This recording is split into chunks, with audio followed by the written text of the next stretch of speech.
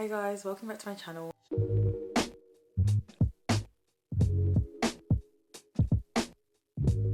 If you're new here, my name is Antonia. I'm a third year medical student studying in the UK, and today I thought I'd make a video about some med school myths that some of you guys have sent me in and just talk about them a bit. So if you guys don't follow me on Instagram, I'll insert a bit here, but follow me there. I asked a couple of weeks ago about some myths that some of you guys have heard about medics, and I thought I'd just go through some of them. So if you guys are interested in that, feel free to keep watching.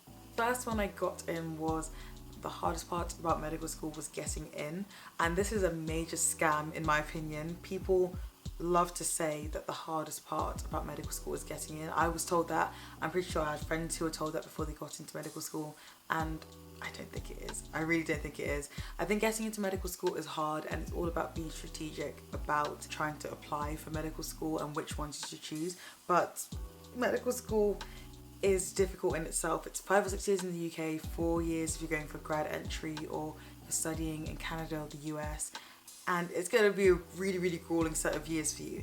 But I think you do fall into a pattern. You do start revising in the way that is good for you, but I definitely don't think that getting in was the hardest part. I think finding my way of learning in medical school was the hardest part. So yeah, a scam, a major scam. The next one I got a couple about this topic, and it was all to do with medics having no lives and studying all the time and things like that. Med school can definitely get like that, and I think there can be points where you're literally studying all the time. I think for me in third year, trying to balance clinical placement with actually doing all the work I need to do for my OSCE examinations and for my written exams, it's really hard to find the right balance. So you do feel like you're in placement 9 till 5 or 8 till 4, and then as soon as you get home you're just working until you go to bed and repeat, and you're not really doing anything else. But like I was saying before, if you find your pattern, and when you find your pattern, then you can get a bit more of a life. First year and second year are the years that in the majority of medical schools I've seen are more preclinical. So even though you may have lots of lectures,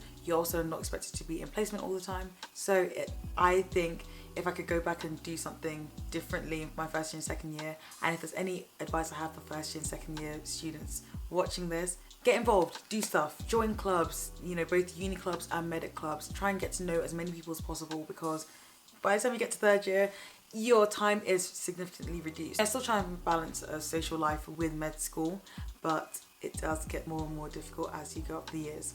The next one I got in was, a controversial one, that medical students are arrogant and they think that they're better than other students.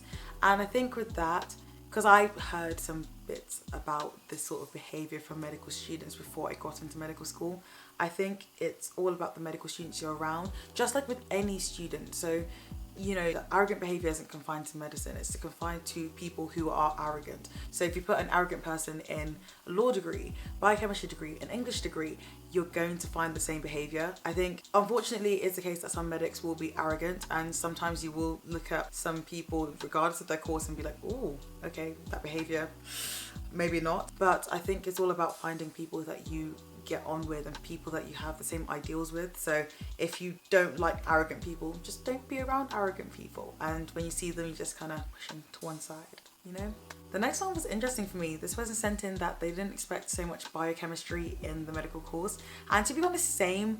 I didn't really think that there was going to be so much biochem. In my first year, biochemistry was one of the aspects of the course that you had to learn about for exams. You don't really need to know as much biochemistry at this point for me in third year now, but I'm definitely glad that those years are behind me, because it wasn't fun. And the last one I'm going to talk about in this video is that medical students are competitive. So this is a bit of a difficult one for me, because I do think that lots of medical students are competitive naturally, or they've learnt to be competitive because getting into medical school is really difficult, and that mentality is really difficult to shed off. So once you've told somebody to fight against odds stacked against them to get to a certain place, they're going to just keep up with that behaviour. I would say I'm a naturally competitive person as well. In secondary school, I used to participate in a lot of sport. I used to play netball, do athletics, all sorts of sports, and I really enjoyed it. So I I'm a person that uses competitiveness not necessarily to act towards someone else or to think that I'm better than someone, but I'm competitive now against my own performance in previous exams. So if I've got to a certain level in an exam, I'll be competitive against myself to be like, oh, I can kind of push it to the next level. So I think, yeah, medical students on the whole will be competitive. Some of them can use it to be cutthroat, which is a shame because they end up burning bridges that maybe they shouldn't do. But, you know, it's up to them, it's up to personal preference. And it's kind of like what I was saying with the arrogant one. Find people that use that competitiveness to their advantage, but not to hinder other people. And I think you'll have an okay time with medical students and in med school as a whole. Those are the myths and kind of statements, assumptions that I'm going to cover in this video. If you liked it, feel free to leave a comment down below, like and share this video, and if you have any video requests that you'd like from me, feel free to drop it down below. I'll see you guys in the next video. Bye.